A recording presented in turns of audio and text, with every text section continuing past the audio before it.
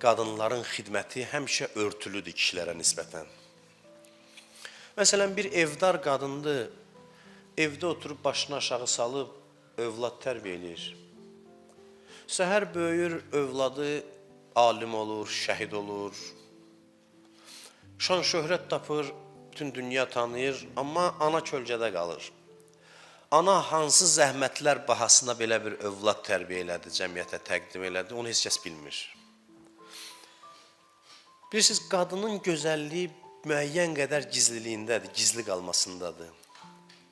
Hicab, bilirsiniz də, hicabın şəri hökmləri var, səbəbləri var. Hicab örtünmə nə üçündür, ictimai cəhətdən nə üçündür. Hicabın irfani tərəfi bundan ibarətdir ki, hicab qadına zatən xas olan gizliliyin ifadəsidir.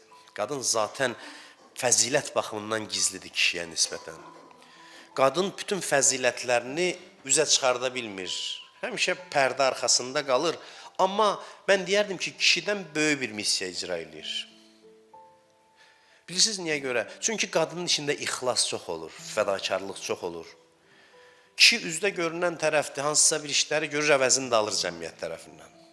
Amma fədakar qadınlar, analar, o dahi insanları tərbiyə edən, bəşəriyyətə xidmət edən insanları tərbiyə edən analar həmişə gizlidir, gözlərdən gizlidir. Onların fəziləti tanınmır. Növbə məsumlara çatanda da belədir. Bəli, bütün məsumların fəzilətləri bizdən gizlidir. Amma Həzrət Fatimə salamullahi aleyhanın fəziləti hamısından daha çox gizlidir. Onun məqamını dərk eləmək çox çətindir, olduqca çətindir. İmam Sadiq əleyhissalam buyurur ki, kim Fatiməni tanısa, Qədr gecəsini tanıyıb. Bu, təəccübləndirən, insanı heyrətə sala bilən hədislərdən biridir. Qədr gecəsi bilinmir də nə vaxtı. Xanım Fatimə Zəhranın Qədr gecəsinin fəziləti də bilinmir. Fikir verirsinizsə, buyurur, və ma ədrakə mə leylətul qədr. Sən nə bilirsən nədir Qədr gecəsi? Gətirir Həzrət Fatiməni Qədr gecəsi ilə İmam Sadiq əleyhissalam müqayisə edir. Deyir, Qədr gecəsi kimidir Fatimə? Fikir verirsiniz, şəhadəti də bilinmir, məzarı da bilinmir, fəziləti də bilinmir.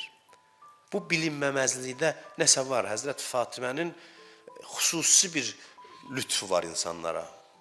Və mən deyərəm ki, İmam Zaman əleyhissalamın tanınması məhz anası xanım Fatimə Zəhranın Fatimiyyəsinin tanınması inandı. Bilirsiniz, bir mübarizədir, bir ananın başladığı mübarizədir ki, qaynağında eşq, mərhəmət dayanır.